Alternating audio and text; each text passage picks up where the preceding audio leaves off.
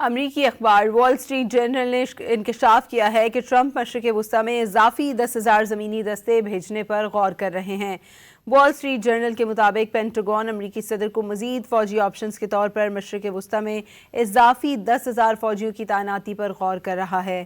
امریکی اخبار نے منصوبے سے واقف محکمہ دفاع کے اہلکار کے حوالے سے بتایا کہ تعیناتی میں تقریباً 5,000 مرینز اور ایلیٹ ایئر بورن ڈویژن کے تقریباً 2,000 پیرا ٹروپرز کو شامل کیا جائے، جنہیں پہلے خطے میں بھیجنے کے احکامات جاری کر دیے گئے۔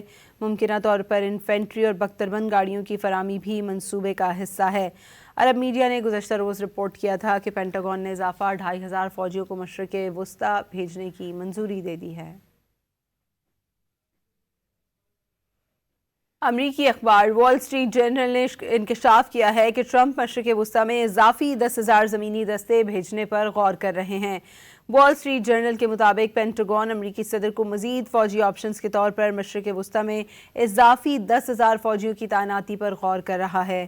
امریکی اخبار نے منصوبے سے واقف محکمہ دفاع کے اہلکار کے حوالے سے بتایا کہ تعیناتی میں تقریباً 5,000 مرینز اور ایلیٹ ایئر بورن ڈویژن کے تقریباً 2,000 پیرا ٹروپرز کو شامل کیا جائے، جنہیں پہلے خطے میں بھیجنے کے احکامات جاری کر دیے گئے۔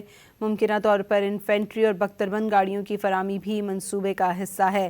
عرب میڈیا نے گزشتہ روز رپورٹ کیا تھا کہ پینٹاگون نے اضافہ 2,500 فوجیوں کو مشرق وسطی بھیجنے کی منظوری دے دی ہے۔